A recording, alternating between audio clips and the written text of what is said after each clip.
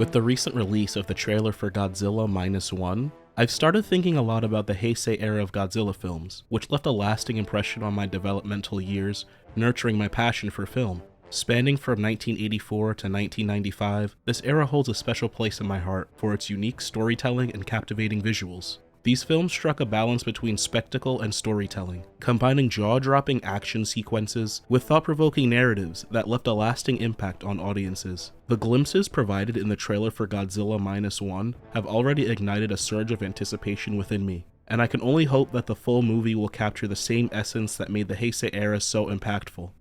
Aside from the first film of the franchise, Godzilla desperately needed a tonal shift to relate more with the times we were living in. The campy and light-hearted tone of the Showa era slowly turned Godzilla into a superhero that children gravitated toward. And I don't think that's what Godzilla's creator Ishiro Honda originally intended. But in 1984's The Return of Godzilla, the character was allowed to transcend its simplistic origins, resulting in a more profound cinematic experience that appealed to both casual viewers and passionate fans. The Heisei era embraced darker themes, complex characters, and a mature approach to storytelling. Compared to the Millennium era, the Heisei films demonstrated a stronger commitment to narrative continuity. Each installment in the Heisei era built upon the events of its predecessor, establishing a cohesive and interconnected universe. It was ahead of its time. For example, in The Return of Godzilla, it ended with him falling in a volcano. In the direct follow-up, Godzilla vs. Biollante, he remained in said volcano until midway through the film. This provided immense value for long-term fans because knowing what you are watching actually matters, fosters a more immersive and rewarding viewing experience.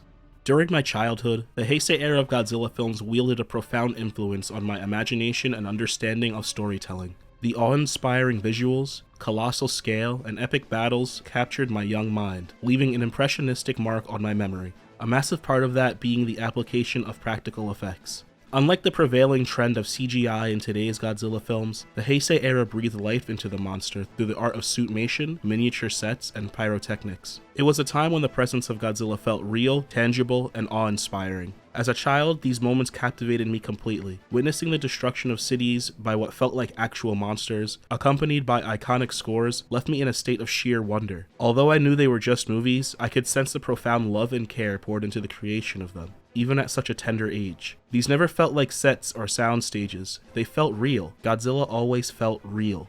As an adult, those sentiments have increased tenfold. Each frame is a testament to the magic that could be achieved through dedication and skill. And seeing the seams and knowing how the sauce is made is what pulls me in, but that has been replaced by something more sanitized, flat, and distant. Growing up has also allowed me to fully appreciate the nuanced storytelling and thematic depth presented in the Heisei era. It took themes that were presented in the 1954 film like environmentalism, nuclear anxiety, and the consequences of hubris, and allowed filmmakers to hyper-focus on one of those topics over the course of an entire movie. One of the most impactful moments from this era takes place in Godzilla vs. Destoroyah's titular battle. As it intensifies, Godzilla's nuclear core becomes unstable, and his body starts to literally melt and glow with a menacing red hue, signifying his impending meltdown. The visual transformation highlights the inherent danger and uncontrollable consequences of our impact on nature, as Godzilla's meltdown and his relationship with nuclear power is a stand-in for us, because he threatens not only his own existence, but the world around him. And being exposed to ideas like that at a young age is invaluable. By weaving together fantasy and reality, these films encourage me to reflect upon humanity's impact on the world and inspired me to appreciate the world of cinema. Criticism of the Heisei era of Godzilla films are,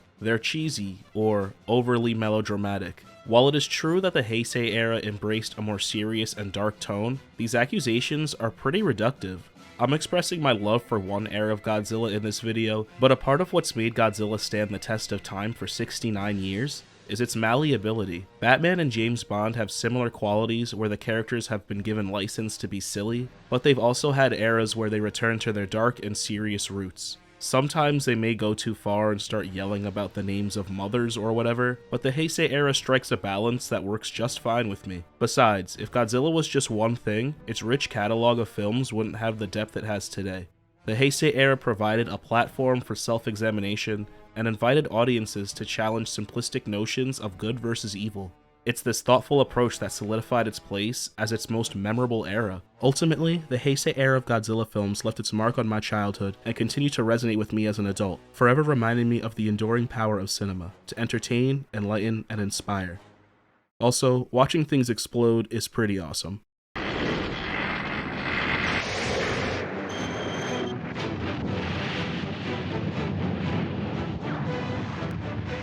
If you enjoyed this video, hit the like button. If you agree or disagree, tell us in the comments. Subscribe if you haven't already, share with your friends, do all the things. We've got a lot of things coming soon. Okay, bye-bye. Love you.